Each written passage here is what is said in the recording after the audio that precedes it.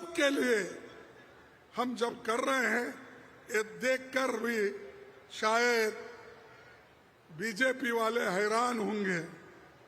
और मैं सुना आज रायपुर में नड्डा साहब भी आए हैं और अमित शाह साहब भी आए हों। वो सोच रहे होंगे कि इस जो बलौदा बाजार में क्या चल रहा है, ये सब हिसाब रखते हैं। छत्तीसगढ़ के भाटापारा में कांग्रेस अध्यक्ष का ये बयान बता रहा है कि चुनावी समर में अब सरगर्मी और तेज होगी। दिग्गजों के बैक टू बैक दौरे प्रदेश की सियासी फिजा में और उबाल लाएंगे।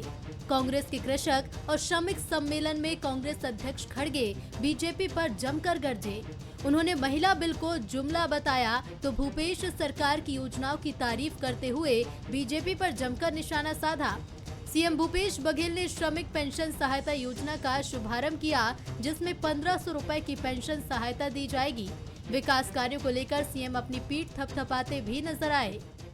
और ये सब योजना के माध्यम से परिवर्तन का आज किसान के जीवन में परिवर्तन आए, मजदूर के जीवन में परिवर्तन आए, महिला मन के आत्मविश्वास बढ़े, नौजवान मन के रोजगार के नए नए द्वार खुले है और ओकरे साथ संस्कृति बढ़ावा। और ये सब काम के असर का हुई कि नक्सलवाद बहुत पीछे हट गए। कि ये सरकार है तो इन किसान के, मजदूर के, गरीब के, नौजवान के भरोसा कायम रखे। भाटापारा में कृषक श्रमिक सम्मेलन हुआ तो इधर बीजेपी भी अपनी तैयारी में जुटी है। केंद्रीय गृह मंत्री अमित शाह ने प्रदेश के नेताओं के साथ बैठक की, जिसमें राष्ट्रीय अध्यक्ष जेपी नड्डा सबसे बड़ा सरप्राइज रहे। इस बैठक को बीजेपी की दूसरी लिस्ट से जोड़कर देखा जा रहा है। माना जा रहा है कि टिकट को लेकर ये फुल एंड फाइनल बैठक है, जिसके बाद सीधे लिस्ट ही जारी होगी। इधर कांग्रेस के सम्मेलन को लेकर भी बीजेपी हमलावर है। अरे किसान और श्रमिक तो एक बहाना है। वो माननीय भूपेश बघेल जी से सनातन धर्म सीखने आ रहे हैं। गीता को उपदेश सुनेंगे, उससे उपनिषद के बारे में जानेंगे, ताकि उनके सुपुत्र प्रियांक खड़गे जी हैं, इंडिया के जो दयानिधि स्टालिन हैं, एन राजा है, ये लोग सनातन धर्म के बारे में अनाप शनाप पागलपन की बातें मत कर सकें और वो भी जातिवादी बात मत कर सकें, इसके लिए आ रहे हैं। ये तो एक बहाना है, खर्चा को सरकार उठाएगी इसलिए। उम्मीद जताई जा रही है कि बीजेपी परिवर्तन यात्रा के तुरंत बाद लिस्ट जारी करेगी और वैसे ही चौंकाएगी जैसा पड़ोसी राज्य मध्य प्रदेश की लिस्ट में नजर आया था।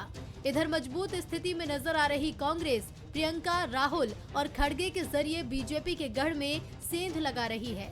तो परिवर्तन यात्रा के समापन पर बिलासपुर में मोदी मैजिक भी देखने को मिलेगा। अब देखना होगा कि दिग्गजों की मौजूदगी का फायदा चुनावी नतीजों में कौन बदल पाएगा। Bureau report, Bansal news. नमस्कार, मैं हूं ललित और हमारा आज का मुद्दा है दंगल में दिग्गज। जी हां, नाम से आप समझ गए होंगे। छत्तीसगढ़ के चुनावी रण में बीजेपी और कांग्रेस के दिग्गज उतर चुके हैं। प्रियंका गांधी, राहुल गांधी और अब मल्लिकार्जुन खड़गे भी। और उनके दौरे से कांग्रेस अपनी जमीन और मजबूत करने में लगी है। तो मोदी मैजिक से बीजेपी कांग्रेस की जमीन को हिलाना चाहती है। बैक टू बैक दौरों से चुनावी फिजा बदलने में क्या दिग्गज कामयाब होंगे, कमाल दिखा पाएंगे और क्या इसका चुनावी फायदा भी मिलेगा? आज इसी मुद्दे पर हम चर्चा करने वाले हैं और हमारे साथ जो मेहमान मौजूद हैं उनसे परिचय करवा दें। धनंजय सिंह ठाकुर हमारे साथ हैं, प्रवक्ता हैं छत्तीसगढ़ कांग्रेस के। बहुत बहुत स्वागत करते हैं धनंजय जी आपका। और साथ ही हमारे साथ मुकेश शर्मा जी है, बीजेपी के छत्तीसगढ़ के नेता। मुकेश जी आपका भी बहुत बहुत स्वागत है। और गंगेश द्विवेदी वरिष्ठ पत्रकार हमारे साथ जुड़ गए हैं। गंगेश जी आपका भी बहुत बहुत स्वागत करते हैं बंसल न्यूज पर। चलिए हम चर्चा की शुरुआत करेंगे और सबसे पहले मैं गंगेश जी आपके पास ही आना चाहूंगा। देखिए, दिग्गजों के दौरों का जो है दौर ये अब लगातार हमको दिखाई दे रहा है जैसे जैसे चुनाव नजदीक आएंगे। अगर हम बात करें तो कांग्रेस पिटारों को खोलने में लगी है, अपने जो उसके जेब में जो कुछ है वो सब जनता पर लुटाने में लगी हुई है। और उधर अगर बीजेपी की बात करें तो उनके जो बड़े नेता, जो बड़े दिग्गज है, वो कुछ चौंकाने वाली लिस्ट तैयार करने में लगे हैं, मंथन में लगे हैं कि किस तरह के कैंडिडेट्स ऐलान किए जाए ताकि ये जो गढ़ बन चुका है कांग्रेस का, इसको भेदा जा सके। तो लगातार जो दौरे हो रहे हैं उनको किस नज़र से आप देख रहे हैं? आप वरिष्ठ पत्रकार हैं, छत्तीसगढ़ की ज़मीन से वाकिफ़ हैं, बहुत लंबे समय से आप पत्रकारिता कर रहे हैं। सर, कैसे देखते हैं इन दौरों को और इनका क्या फ़ायदा दिखाई दे रहा है? देखिए, दोनों ही पार्टी के शीर्ष नेताओं का जो बैक टू बैक दौरा हो रहा है वो बता रहा है कि अब फाइट जो है नेक टू नेक हो चुकी है।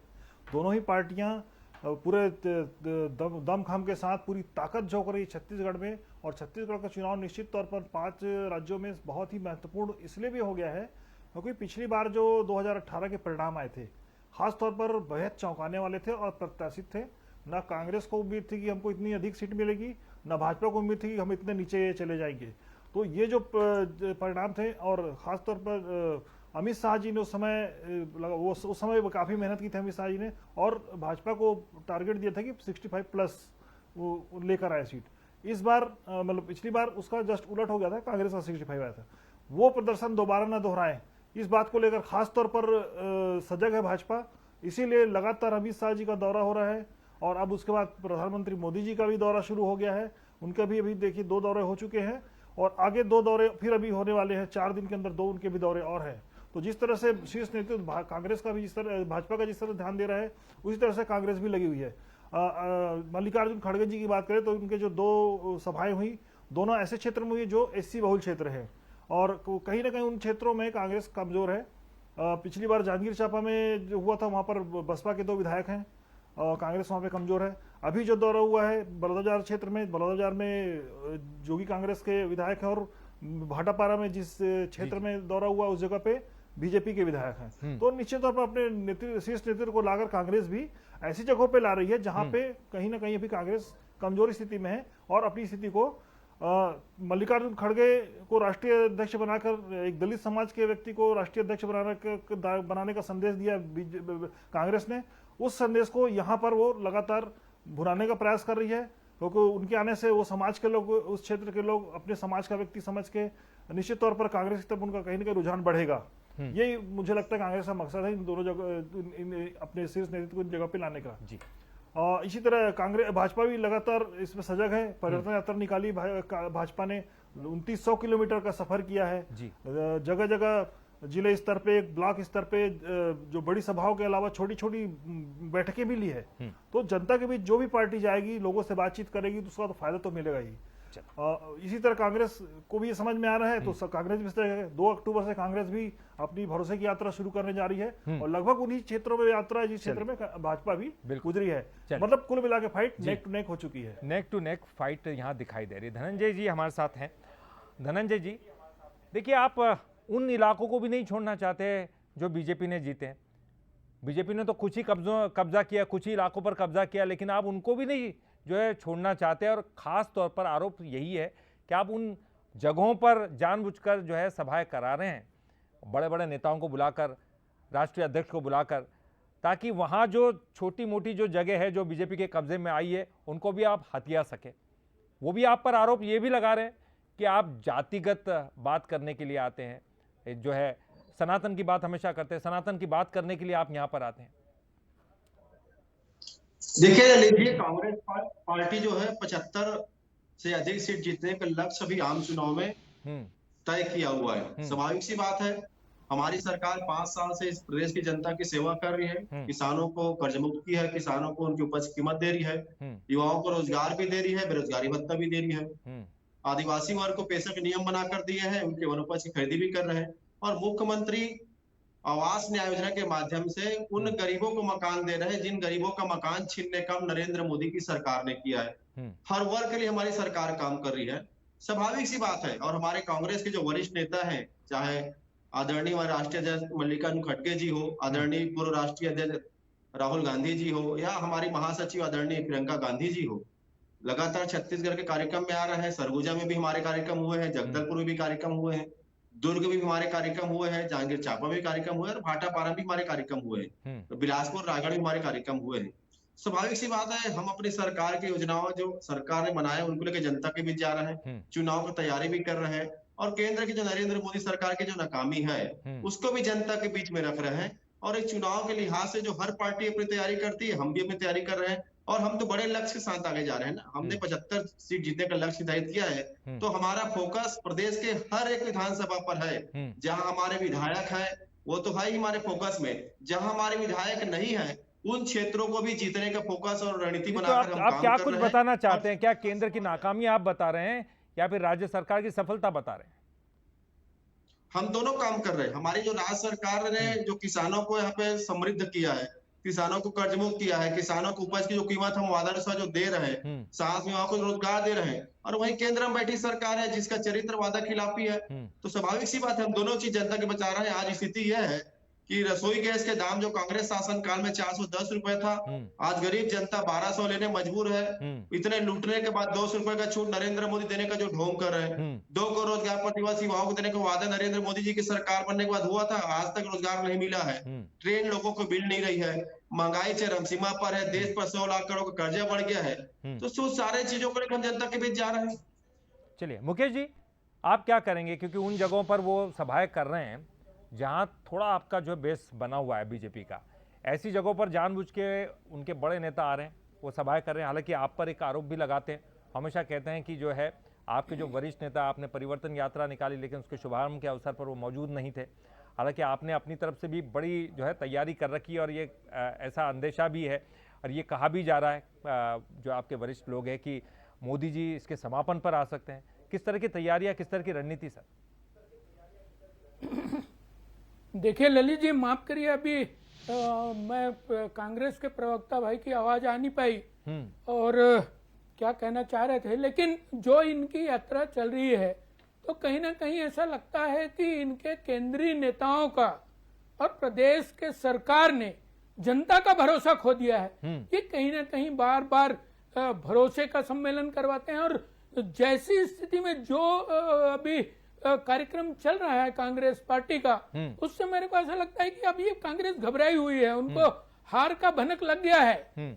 कहीं ना कहीं हमारे 2900 किलोमीटर के परिवर्तन यात्रा के दौरान लगातार जिला स्तर पे, संभाग स्तर पे और ब्लॉक लेवल पे जो कार्यकर्ताओं का हुजूम लगा और जो वहां से फीडबैक मिला, तो कहीं ना कहीं ये लगने लगा है कि अब लोग भारतीय जनता पार्टी की तरफ आशा के नजर से देख रहे हैं, क्योंकि उनको ऐसा लगा कि कांग्रेस ने 5 साल में उनको छला है। उन्होंने चुनाव जीतने के लिए वो लोग लुभावने वादे तो किए, लेकिन कोई भी वर्ग उससे संतुष्ट नहीं है। अब देखिए बहनें, 1 करोड़ के करीब बहनें हैं, वो आशान्वित थी। उनको लगता था कि हमने वोट दिया है, कांग्रेस ने वादा किया था कि पूर्ण शराबबंदी प्रदेश में लागू हो जाएगा, हुआ नहीं। युवा देख रहे हैं, कहीं ना कहीं उनके साथ भी छल हुआ। पीएससी को लेके लोग मेहनत करके सामने आए, लेकिन उसमें भी घोटाला हुआ। तो लगातार जनता देख रही कि विकास के काम होने चाहिए थे, विकास के काम तो एक तरफ रखे गए। आप देखिए शहरी क्षेत्रों के अंदर में कैसी दुर्गति है, विकास तो दूर, और एक भी योजना, मैं तो कहता हूं एक भी योजना जिसमें इनका क्रियान्वयन हुआ हो और परिणाम दिखे हो, एक भी योजना इनकी है नहीं। तो 4.5 साल में अब ये जब चुनाव तो जो आपके दिग्गज आ रहे हैं, तो चलिए मैं इसलिए मुकेश जी, मैं इसलिए पूछ रहा हूँ, पता नहीं क्या करने जाएंगे जी, क्या करेंगे जी जी। ये कभी कहते हैं कि हम रिवर फ्रंट भी बना देंगे तो ये भी काम हो जाएगा, मैं आता हूँ, वो भी काम हो जाएगा जी जी। तो जब लोगों से किए हुए वादे पूरे नहीं हुए, नगरीय निकाय के टैक्स लोगों के थे, शहरी क्षेत्र के लोग इंतजार करते रहे कि कब टैक्स आधा होगा, वो भी हुआ नहीं। तो कहीं ना कहीं भरोसा उठ चुका है, ये प्रयास कर रहे हैं वापस भरोसा। आप जब भी आते हैं, देखिए भूपेश सरकार है, स्थानीय लेवल पर उनकी क्या नाकामियां वो आप गिनाते नहीं, बल्कि ये आरोप लगाया जाता है कि जो कांग्रेस के कर रहे हैं, कांग्रेस के जो वरिष्ठ नेता आ रहे हैं वो जातिगत बातों को करने के लिए आ रहे हैं, वो जो है सनातन के विरोध में बात करने के लिए आ रहे हैं। आप आखिरकार इन्हीं मुद्दों को उठाकर लाते हैं यहाँ पर, ये आरोप लगते हैं आप पर सर। देखिए कहीं ना कहीं जनता भी देख रही है, समझ रही है कौन सनातन को समाप्त करने वालों के साथ है और कौन सनातन धर्म को आगे लेके जाने वाले लोग हैं। जनता भी समझ रही है, देख रही है जनता। चलिए गंगेश जी, मैं आऊंगा, धनंजय जी आपके पास आता हूं। एक रिएक्शन में गंगेश जी का भी लेना चाहूंगा। गंगेश जी, लगता है कि जैसे लोकल जो मुद्दे हैं वो गौण से हो गए हैं और अब जो दोनों ही पार्टियां हैं वो दिग्गजों के सहारे। जी, निश्चित तौर पर देखिए, ये जो मुझे लगता है जो दिग्गज आ रहे हैं, न केवल विधानसभा चुनाव के लिए बल्कि 6 महीने बाद होने वाली लोकसभा चुनाव की भी तैयारी है, ये इसमें शामिल है। और खासतौर पे छत्तीसगढ़ को फोकस करके उन लोग नेशनल मुद्दे को ज्यादा हाईलाइट कर रहे हैं, जबकि मुझे लगता है कि छत्तीसगढ़ की जनता ने जो समझदारी और जो परिणाम पिछले बार दिए हैं, उससे दोनों ही पार्टियों को सजग होना चाहिए और स्थानीय मुद्दे पर फोकस करना चाहिए। स्थानीय जो समस्याएं हैं लोगों के बीच, और जो स्थानीय लोगों की बहुत बड़ी समस्याएं नहीं होती, छोटी छोटी समस्याएं रहती हैं, अगर उस पर फोकस करके अगर दोनों पार्टियां अपना एजेंडा तैयार करें, आने वाले समय में उनका घोषणा पत्र तैयार करें, तो मुझे लगता है वो ज्यादा प्रभावशाली होगा बनिस्बत की राष्ट्रीय मुद्दों के। अभी आपका कहना बिल्कुल सही कि दोनों ही पार्टियां जो मसले उछाल रही हैं वो राष्ट्रीय स्तर के मसले हैं और स्थानीय मुद्दे कहीं न कहीं साइड हो गए। दूसरा महत्वपूर्ण चीज है कि प्रत्याशी का चयन, प्रत्याशी चयन भी बहुत ही इंपॉर्टेंट इसलिए है क्योंकि जनता यहाँ की जनता का जो रुख मैंने जो समझा है छत्तीसगढ़ की, वो साइलेंट रहती, सीधे रिएक्शन नहीं देती, लेकिन चुनाव के परिणाम में जो रिएक्शन आते हैं वो बहुत ही खतरनाक होते हैं। अगर जनता का सही मतलब प्रत्याशी का चयन सही ढंग से दोनों पार्टियों ने नहीं किया तो उसके परिणाम दोनों पार्टियों को नुकसान पहुंचा सकते हैं। क्योंकि देखिए, इन दोनों पार्टी के अलावा आम आदमी पार्टी भी बहुत तेजी से सक्रिय है छत्तीसगढ़ में, बसपा का अपना एक वोट बैंक है, और इस बार खास तौर पर सर्वाधिक समाज में जो पुराने कांग्रेसी नेता थे अरविंद नेताम, केंद्रीय मंत्री भी रह चुके हैं, उन्होंने इस्तीफा देकर कांग्रेस से वो उनके साथ एक अलग अभी पार्टी का रजिस्ट्रेशन कराने को दिया है, वो भी 50 सीटों में अपने कैंडिडेट उतारने जा रहे हैं। तो निश्चित तौर पर आदिवासी वोट का भी कहीं न कहीं ध्रुवीकरण होगा। एससी वोट का ध्रुवीकरण करने में बसपा लगातार सक्रिय रही है। तो ऐसे में कांग्रेस और भाजपा दोनों को देखना पड़ेगा कि आपस के इन मुद्दों में या अपने प्रत्याशी चयन में अगर गड़बड़ियां होती हैं तो कहीं इसका फायदा इन दूसरी पार्टी फ्रंट को न मिल जाए। धनंजय जी, देखिए, बीजेपी अपनी तरफ से पूरी कोशिश में है कि वो ऐसे कैंडिडेट उतारे, उन्हीं पर मंथन चल रहा है। जो आप बार बार जो कहते रहते हैं ना, अमित शाह क्यों आ रहे हैं, देखिए कुछ ना कुछ तो बड़ा करने जा रहे होंगे। आपको भी तो लगता होगा कि दूसरी पार्टी के लोग क्या कर रहे हैं। हो सकता है कि वो जो है ऐसे कैंडिडेट उतारने की तैयारी में हो जो चौंका दें। आपकी तरफ से कोई तैयारी हो रही है सर? क्योंकि अभी तक तो कब कैंडिडेट का ऐलान होगा इसी बात के कयास लगाए जा रहे हैं, ना पहली लिस्ट ना दूसरी लिस्ट, ये तो बात की बात है। क्या कुछ तैयारियां चल रही है, किस तरह की रणनीति पर काम चल रहा है सर? देखिए ललित जी, कांग्रेस पार्टी विधानसभा के चुनाव में अपने जो रणनीति है उसके हिसाब से काम कर रही है। हमें पता है कि भारतीय जनता पार्टी को चुनाव हारना है और हमें 75 से अधिक सीट यहाँ पर जीतना है। तो भारतीय जनता पार्टी जो जनता ने जो संदेश दे दिया है कि वो 13 विधानसभा के सीट में जो उनके विधायक है उसको बचा ले पहले, वो उसके बनाने संघर्ष कर रही है। और भारतीय जनता पार्टी को तो अभी तक 90 विधानसभा के प्रत्याशी घोषित कर देना था। भाई हम सरकार में है, हमारे पास सरकार ने जनता ने जो जिम्मेदारी दी है, हम उस जिम्मेदारियों का निर्वहन कर रहे हैं, हमारे विधायक जनता के लिए काम कर रहे हैं और अब ये आचार संहिता नहीं लगा है। हम तो अपने प्रत्याशी घोषित करेंगे, जब करेंगे तब करेंगे। नहीं, लेकिन वो तो मंथन में लगे ना सर, ठलहा बैठी हुई है, वो तो मंथन में लगे, वो इसी बात की बैठ के कर रहे हैं। वो प्रत्याशी घोषित नहीं कर पा रही है, उसको तो अभी तक कर लेना था 90 प्रत्याशी। जब नरेंद्र मोदी जी अमित शाह बैठ के प्रत्याशी तय नहीं कर पा रहे हैं, क्या भाजपा चुनाव लड़ेगी? पहली बात।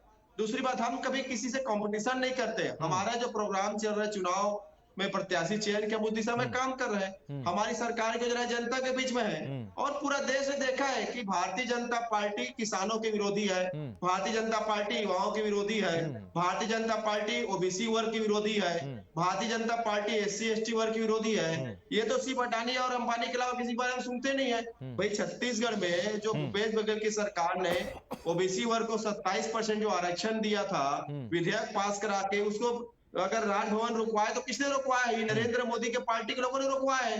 ये तो ओबीसी वर्ग के आरक्षण के विरोधी हुए ना। और अभी जो महिला आरक्षण इन्होंने जो लाया है वो तो झुंझुना पकड़ा दिए देश भर के महिलाओं को। नरेंद्र मोदी की अगर नीयत साफ होती तो जो विधेयक पास किया गया लोकसभा में, वो तो ऐसा होता ना कि आज विधेयक पास और आज लागू होगा, जब परिसीमन होगा तब देखा जाएगा। देखिए, आप पर वो इस तरह से चौतरफा वार करते हुए नजर आते हैं मुकेश जी। वो ये कहते हैं कि जो महिला बिल लाए हैं ये लागू होने में तो बहुत समय लगने वाला है। ठीक है, आप ले आए इसको, चुनाव की दृष्टि से लाए, वो इस दृष्टिकोण से देखते हैं। साथ ही अभी अभी अगर आए हैं तो वो श्री सीएम भूपेश बघेल ने श्रमिक पेंशन सहायता योजना की शुरुआत की है, 1500 रुपए मिलेंगे पेंशन। इनका जवाब आपके पास क्या होगा? क्योंकि चूंकि वो सरकार में है तो वो अपना पिटारा खोल सकते हैं, आप क्या कुछ कहेंगे? देखिए ललित जी, महिला आरक्षण की बात कर ले, 27 साल से लटका के रखे थे। लटकाना, अटकाना, भटकाना, ये कांग्रेस की कार्यशैली है। भारतीय जनता पार्टी ईमानदारी से, और मैं आपको बताऊं, पिछले विधानसभा चुनाव में भी कांग्रेस से अधिक सीटें हमने बहनों को दिया था, महिलाओं को दिया था। और अभी भी यदि महिला विधेयक बिल ईमानदारी से पास करने का काम किया है तो भारतीय जनता पार्टी ने किया है। देश की महिलाओं को न्याय दिलाने के लिए, उनका हक दिलाने का काम किसी ने किया है तो भारतीय जनता पार्टी ने किया है। ये जानती हैं, हमारी बहनें जानती हैं, ये चाहे कुछ भी कह लें। और रही बात भारतीय जनता पार्टी की चिंता कर रहे थे, हम तो 21 सीट घोषित कर चुके हैं। उसके अलावा कांग्रेस पार्टी में देखेंगे तो अंतर कलह की लेकिन स्थिति है। वो ये आरोप लगाते हैं कि राजीव गांधी ने पंचायत निकायों में जो है आरक्षण लागू किया था, उसका मार्ग प्रशस्त किया था। विधायकों का फिर उसी क्षेत्र में जाते हैं और लोगों से आवेदन मंगाते हैं।